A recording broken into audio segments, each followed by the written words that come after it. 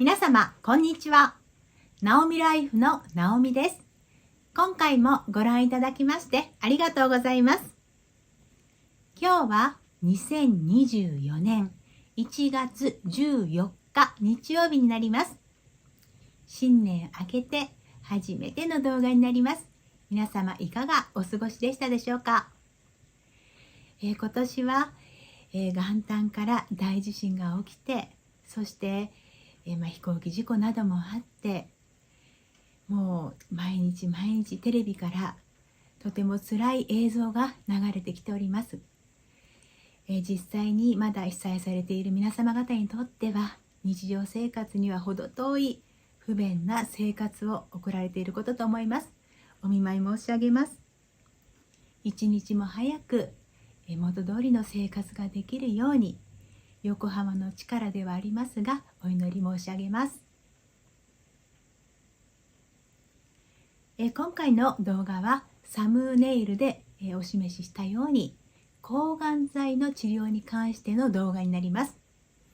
これもあまりいい、暗いニュースっていうかあまりいい映像ではないかもしれませんが、実際にあさってから私が始める抗がん剤治療ということで、動画としてお知らせしたいなというふうに思っております。12日の日にですね、抗がん剤治療を始めるにあたって抗がん剤治療とはどういうものか、実際にどんな副作用が出るかということを聞いてまいりましたので、それをお知らせする動画になります。実際には抗がん剤というのは、がんがあった場所ですね。私の場合は子宮ですけれども、肺にあったり腸にあったり、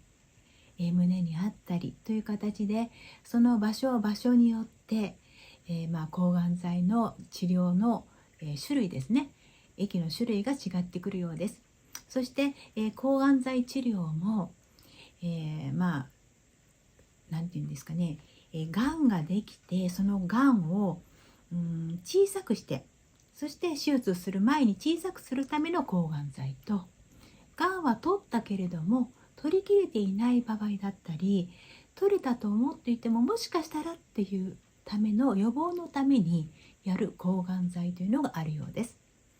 私の場合は12月に手術をして、子宮と卵管卵巣、そしてリンパ節などの全てね、取れるものを全て取って、多分はがんはないだろうと思われるけれども、予防のために一応抗がん剤治療が必要になりますというふうに言われています。で、予防のためにやるわけですね。で、3週間ごとに6クールやる形になります。で、1月の16日からスタートになりますので、順調にいって4月の30日が6クール目で打つ形になります。で、抗がん剤によっては入院してやる場合もあるようですけれども、私の場合は外来に行って約1日使って抗がん剤を投与して、そして様子を見るという形になるので、その内容ですね、朝行って血液を取って、で今の体の状態を先生に見ていただいて、血液検査の結果で、このぐらいだったら抗がん剤打てますねという判断をしていただいた後、いろんな測定をして、そして、抗がん剤を打つわけですけれども、一番抗がん剤で吐き気を伴うことが多いということなので、まずは吐き気止めを、服用します。で、30分経ったら今度は吐き気止めの点滴をします。そして、アレルギーが起きないようにですね、異物が入るわけですからアレルギー反応を起こしてしまうといけないので、アレルギーを起こさないような点滴もします。そして約1時間ぐらいですね、1時間ぐらいしてから今度は、3時間ほど、何でしたっけ、タキソールというパクリタキセルという抗がん剤、1種類目の抗がん剤を3時間かけてやります。そして、2種類目はですね、カルボプラチンというものを、点滴として1時間やります。だから抗がん剤的には4時間2種類をやる形になります。で、それが終わっで、帰ってくるという外来の治療になるわけです。で、前回お知らせしたように副作用的にはいろいろあります。で、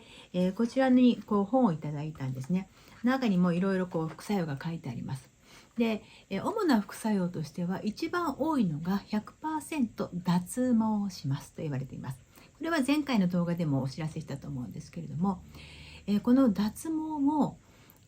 今回お話を聞いてよかったなと思った点があったのでお知らせしたいんですけれども、ポロポロポロポロ抜けてくる場合とボソッとゴソッと抜ける場合とかあるらしくて、それは人によって様々らしいです。なのでよくテレビドラマでこうやった瞬間に髪の毛がごっそり抜けてるとか、あと枕カバーにいっぱい朝起きたらいっぱい毛が落ちていたっていうような、ドラマを昔見たことがあるので、そんな感じかなと思っていたんですけれども、それ以外にも食べてる最中、物を食べたりとか何かをしている最中にもポロポロポロポロ抜けてしまうらしいんですね。そういう場合があるそうなんです。なんで、お友達にこれを聞いたんですけれども、こういったものを購入してみました。でこれはよく、病院で手術をする時に先生たちが、不織布の、帽子みたいなのをかぶってますよね。それなんですね。で実際にこういう形で見えますかね、こういう形になっていて、これをかぶるわけですね。でこれ100枚入りだったんです。100枚もいらないだろうと思ったんですけれども、1日に何回か取り替えなきゃいけないかもしれないなと思って、夜だけかぶればいいのかなと思ったんですけれども、昼でも食べてる時とか何か掃除してる時でも洗濯物干してる時でも髪の毛が抜ける瞬間ってわからないじゃないですか。だからこういうものを日中でもかぶっていた方がいいですよっていうふうに12日の日に看護師さんに言われました。あ、そうかな、確かにそうなのかなというふうに思いました。でもこれは使い捨てなので、この中に毛がたくさん入っていてもそのまままとめて捨てることができるので、これはある意味とても便利だなというふうに思います。なんで、これをまず購入しました。でこれを購入したと言ったら看護師さんが「あ、それは一番いいね」と言われていましたので、これは正解品だったかもしれません。なんであと、ウィッグですか、カツラは使わないですかって言われたんで、私は使う気持ちはありませんという話をしたんですね。で、前回の動画でも言ったんですけれども、赤ちゃんでも生まれてくる時髪の毛があったりとかするじゃないですか。でこの年まで頭がツルツルになった経験ってもちろんないわけですね。なんである意味一つの経験として、普通の人にはできない経験ががんになったことでできるんだって前向きに思って、それはそれで楽しむっていうか、その状態を経験として持っておきたいなと思っていて、でそれを、隠す必要性が私にはちょっとないなって思ったんですね。人それぞれですから、ウィッグをかぶって外に出たいという人ももちろんそれはそれで全然問題ないと思うんですけど、私的には、それをあえてカツラをかぶって隠すっていうか、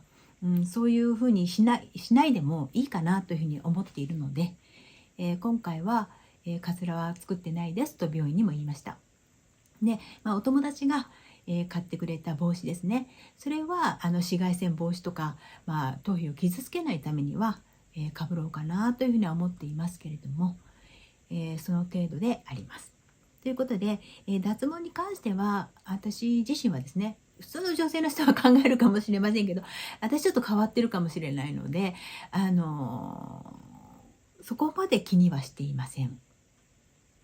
ということで一応、こういうものを買いましたということですね。で、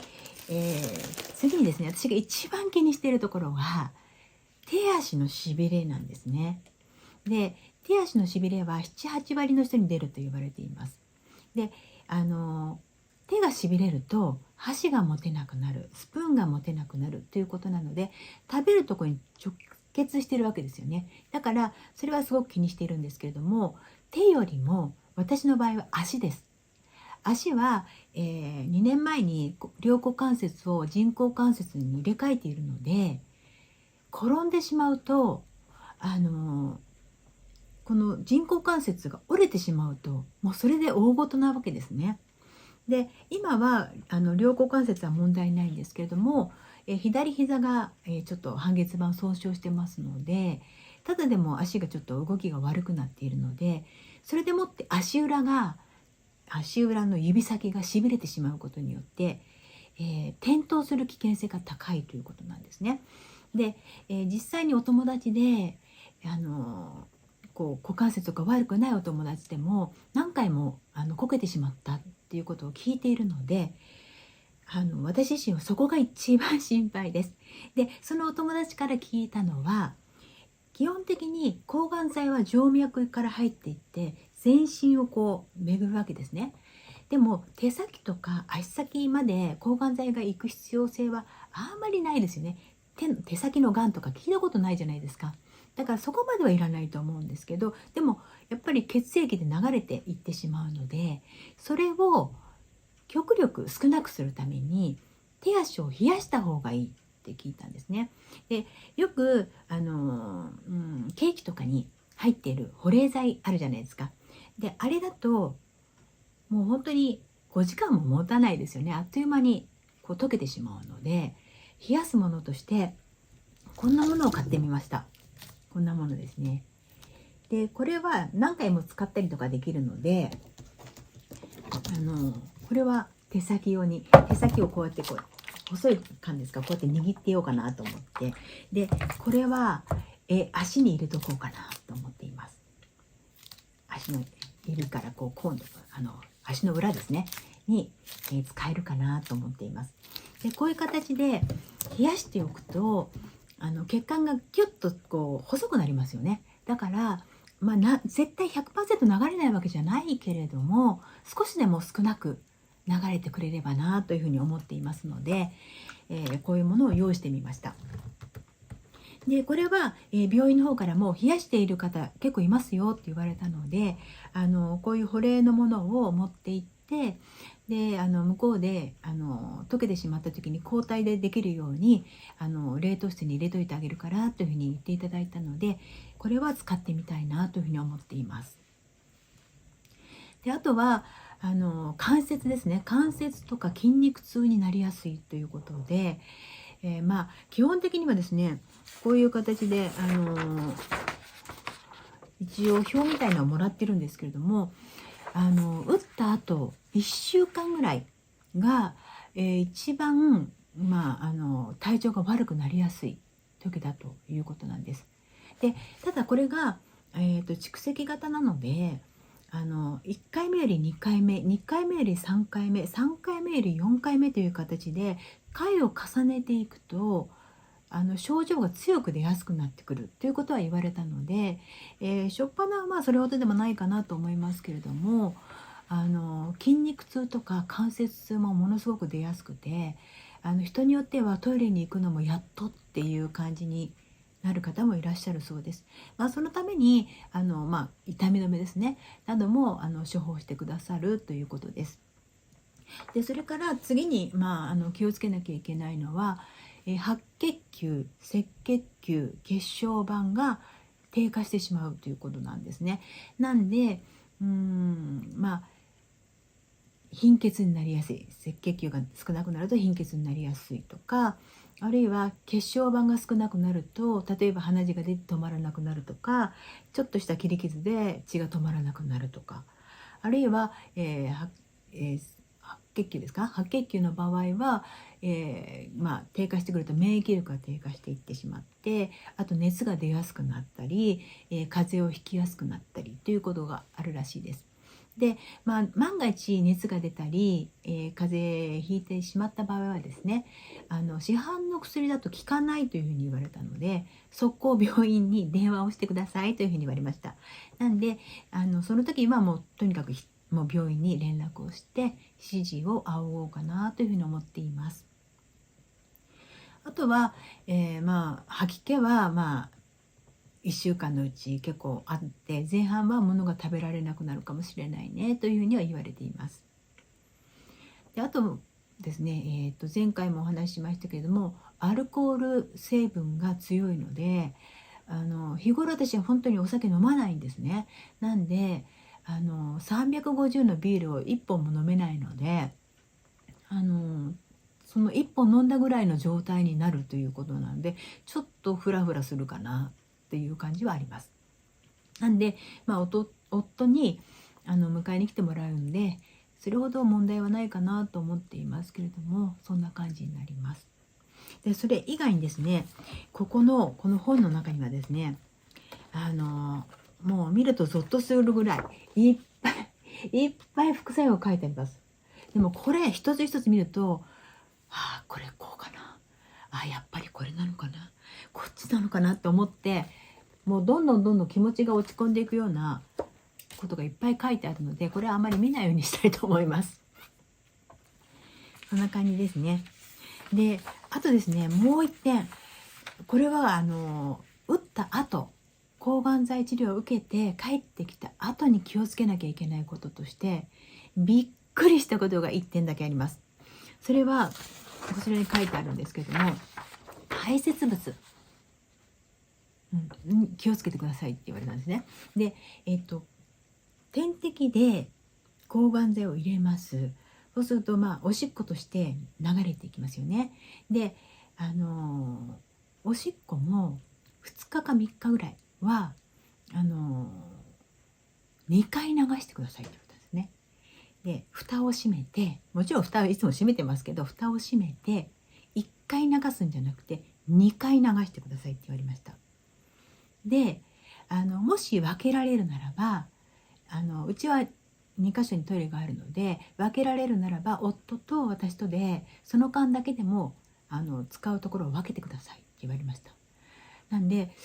それほど大変なんだな抗がん剤って逆に思ったんですね。で中に血液の中に、血管を通して入れていったもの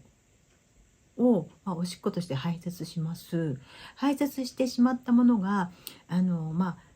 トイレで流れる時こう渦を巻いて流れますよね。水で流れて、そのちょっと飛散したものがあるできないからもう一回流してくださいって言われて、それでもやっぱりどっかしらに飛散してるかもしれないじゃないですか。それを次の人が入った時に、もしかしてうんちをした時にぽっちゃんってなった時にそれがいけないのかなって逆に思ったら、皮膚から大丈夫なのかなっていう、ちょっと一瞬びっくりしました。でもとりあえず2回流すように言われてるので、もちろん2回は流しますけれども、うちの場合は夫と別に分けてしようと思ってますし、3日4日過ぎた後にはまたきれいに、もちろん掃除をして通常に使えるようにはしたいなというふうに思っていますけれども、そうやって、トイレですね、トイレのあれも分けた方がいいっていうか、2回流さなきゃいけないっていうぐらい慎重にしないといけないものなんだなっていうのを初めて知ったので、ちょっとこれは驚きました。こんな感じですね。このぐらいのことを一応お話を聞いてきましたけれども、実際はどうなるかっていうのは人それぞれでわからないっていうのが最終的に言われたところです。で私自身はまだ1回もやったことがないので、あさってやってみて、それから1週間どのような感じで、自分の体調に変化が来るのかっていうのを想像もつかないので、何とも今のところは言えないんですけれども、受けた後ですね、抗がん剤治療を受けた後2週間後に外来に行かなければいけないんですけれども、その際に、2週間の間で起きた体の体調の変化をメモをしといて先生にきちっと伝えてくださいねというふうに言われています。で人それぞれ一般的なことはあったとしても、人それぞれ出方が強く出たり弱かったりっていうのはあると思いますので、その辺を、次の動画ではお話しできたらなというふうに思っています。16日に打った後ですね、1週間ちょっとした頃に、どんな感じだったかという動画は、お知らせしたいなというふうに思っています。今回ですね、これ以外に、ちょっとだけですけれども、実際に私ががんになってそれで抗がん剤治療をするということになったわけですけれども、その時にですね、実家の母にはなかなか会えていなかったので、抗がん剤治療を前に、一度母に会いたいなと思って、この週末ですね、キャンピングカーで夫に連れて行ってもらって母や弟に会ってきました。また、夫の両親ですねもう、お誕生日もありましたので、ちょっと、ご挨拶して会ってくることができました。実際にですね抗がん剤治療を始めてしまうとなかなか、思うようにならない部分も出てくると思いますので、それを前に会いたいなと思って会ってくることができました。今回も最後までご覧いただきましてありがとうございます。また次の動画でお会いできることを楽しみにいたしております。ありがとうございました。